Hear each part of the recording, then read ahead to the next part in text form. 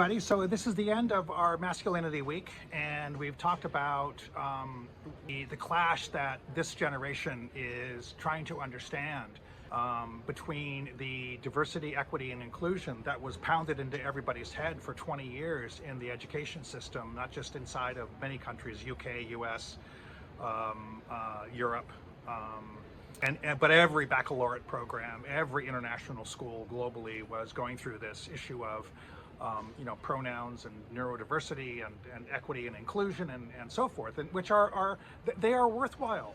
They are good things. They lead to better outcomes for everybody. The problem is, as I mentioned in my first one, in explaining how I went through this master's in education, I think it just went too far. And it became dogmatic. It became no exceptions to the rule. It became, do it or else. Don't ask any questions. You got to put your pronouns down, or we're going to have a problem. So if you say I don't want to have my pronouns, I'm a he. I don't want to give you my pronouns. That can lead to discipline. And so these small issues are what's been gurgling up in the culture around the world, where people are trying to do the opposite. The opposite of diversity is unanimity, right? We are a nation of this people, right? We are Dutch, we are French, we are German, we are American, we are British, right? That's what Brexit was about. And I think that striving toward a re-understanding of fatherland, that thing, is what's in the air right now. In terms of equity, I think there is an issue here of, yes, we need, everybody counts. First generation people count who come from nothing. The wealthy count, of course. Just as much as anybody else, but what's happening is the inequality gap that is forming in societies across the world is causing the 1% to pull away from the rest of it and saying, we don't want to be spending all of our children's time in a classroom full of remedial learners who pull everybody back. And so therefore we want to have better systems for superior people, right? Superior people with superior intelligence, who are brighter, more capable, whose cultural background makes them do better on standardized testing, by the way, very important. And so this is the kind of thing where we have a clash there as well. And in inclusion, right, there is a growing sense of exclusion, where I am of a mind now where there's too much exclusion. I think the Latino vote for Trump is very important here, because at a certain point, some minority groups become assimilated into an affluent society. They followed the rules, they got the education, they got the job, they kept their nose clean, they got the middle class dream, they got the house, they keep the mortgage going, they have a good credit score, and so forth. And so they say, well, this has been such hard work for me, I want to protect it, and I don't necessarily think any more people coming into the country is a good thing for me. And so if you want to be cynical about it, you can say the ladder's been kicked over after I climbed up. And if you want to be a little more understanding about it, you want to say the people coming in are they're indigent, they're draining the system of resources, they're taking away our public health resources and funding, and so forth. And we all know what the arguments are, and some of them are wrong and some of them are right. I don't want to go in that program, but you can see where I'm going with this, that the reaction here is a Western reaction, and I think also in Latin America as well. Is a Western reaction, and I think also in Asia too. I lived in Hong Kong and Singapore and Indonesia and Japan for many years, and I see it happening there too, especially in the international schools. I'll give you an example.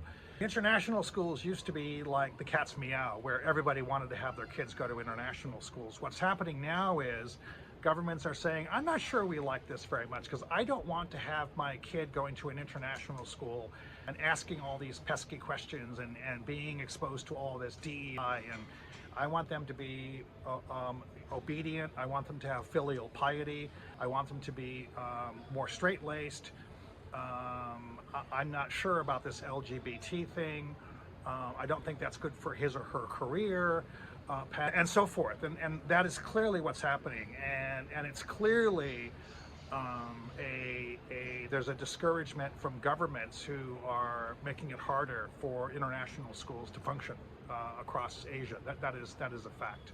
And so this is something that we need to be thinking about as we ask ourselves, what is it, right? What is it to be, a masculine, what a masculine man in his 20s or 30s, to be straight and masculine and a participating member of society, having come from that DEI world in school, but as I mentioned last time, also growing up on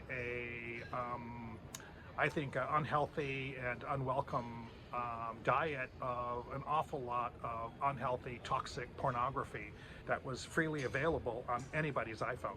And so again, I made the case, on Wednesday that so much of the porn is anti-DEI. It is aggressive. It is there is degradation to it. There's humiliation to it. There is on all sides. And again, I would also say that this is especially true, and I would say it's more true, right? It is more true in gay porn than it is even in straight porn. And so I think a lot of gay men move into their 20s having been exposed to all of this really unhealthy, toxic pornography as well from the age of 10 or even younger, right? And they're trying to make their way in the world as well in this thing called intimacy. And in both cases, and I think women are just sitting here wondering what the hell's going on, because they've made their voice known in the Me Too movement, right? There's going to be zero tolerance of any kind of sexual assault. I was teaching at Loyola Marymount University in LA in the middle 2000s, early 2000s to the middle 2000s for 5 years at the business school, and there was so much discussion of that at the time that there was a zero tolerance, hardcore crackdown at the time of any kind of sexual assault, and if you didn't have a written notice of a yes written down somewhere between a man and a woman who were dating each other that night, you were open to a charge of assault. That's how serious it got. And we know what these numbers are. We have so many women who will say that after they've left the university system in America, 20% of them say that they were sexually assaulted at some point during their university education. That is unacceptable. Totally unacceptable. It shouldn't even be 1%, never mind 20. And so all of us are trying to understand this movement of people in their 20s who are, in the case of men, unsure of their masculinity, because on the one hand, they grew up in a world of diversity, equity, and inclusion, but on the other hand, they were exposed to massive heaps of pornographic, stuff on their iPhone from the time they were 10, because that was the birth of the iPhone in 2011, 2012. And so we move into this world of intimacy, and I think that is where we are right now with so many people I work with in drug and alcohol addiction treatment, and also in EMDR for sure, is young men in their 20s and even in their late 20s and early 30s, they're walking into adulthood, generally speaking, wanting to be very respectful to women for sure. But they are full of hormones, and one of my mentors, who was a great man, said that the act of sexuality, right, in the way that it is performed in the male and the female species, there is an act of question mark. Is there a little bit of an act of conquest? There is an act of overcoming, right? Where there's a male and a female energy, right? And so these issues of intimacy come to the fore because men have drowned themselves in unhealthy pornography where they don't know how to express themselves sexually to a woman who's already deeply suspicious, first of all. And second of all, because of this, social media is having less and less human interaction, and so there's a shyness, there's a discomfort, and there's also a sexual element here, which makes it very difficult for men in their 20s and even in their 30s to try to explore sexuality. And I think that in the work I've done with EMDR, it's been fascinating to see that when we can look at the beliefs that formed, even at 11, 12, 13, 14, 15, when we look at those beliefs that are formed and we can extract those beliefs, right, and just soak them in a little bit of like detergent, a little bit of emotional detergent, and we can see, oh, that doesn't work anymore. I have to cleanse that. These beliefs don't work anymore, and I didn't even know that I had them, and I didn't know how toxic they were. And you can explore some of the alternatives, right? The person himself or herself comes up with their own emerging sense of vocabulary, their own sense of new beliefs. These beliefs are not taught. They're not dogma. They're not catechism, right?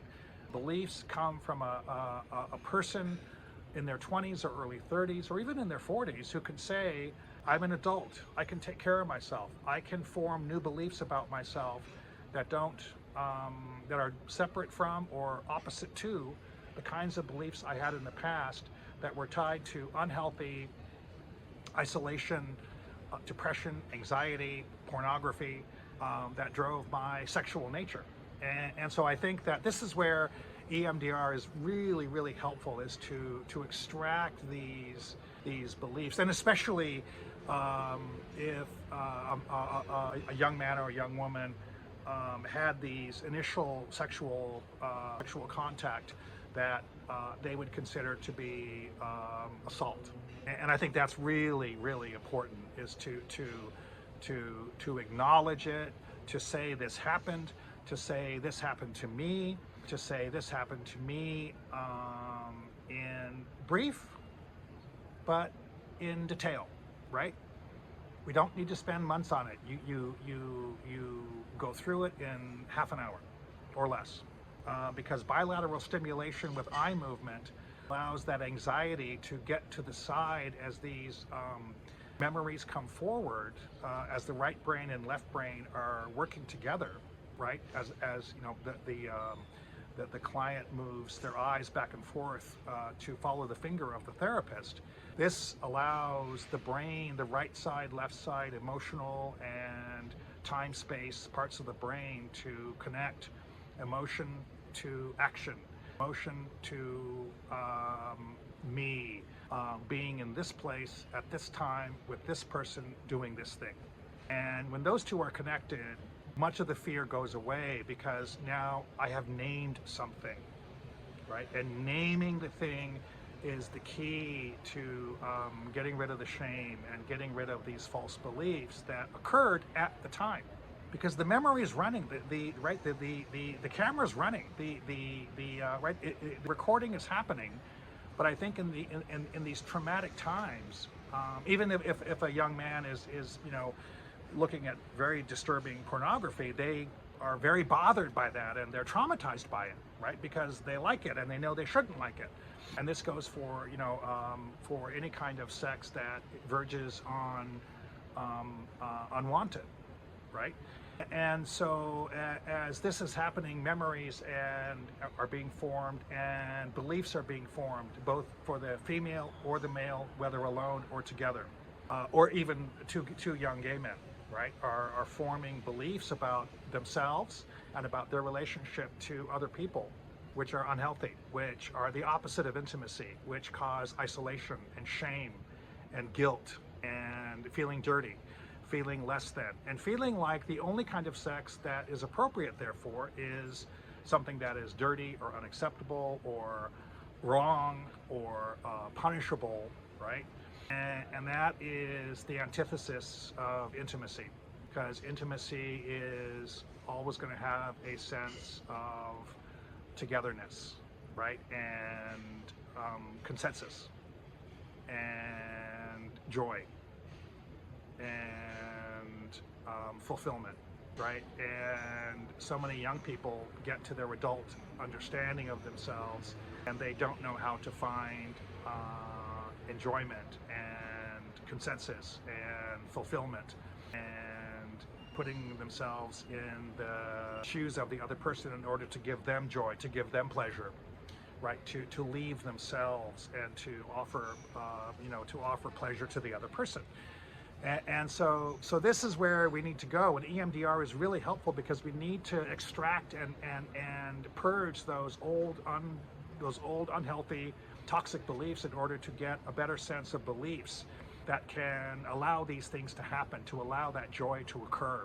And so this is something that I think is really important in the process of EMDR, and it is particularly useful in understanding these kinds of beliefs that we formed as sexual creatures. We're all sexual creatures in a time when there was too much access to porn, there's too much isolation because of social media, and we come out of these DEI programs where we're taught to have maximum regard for people's diversity, equity, and inclusion.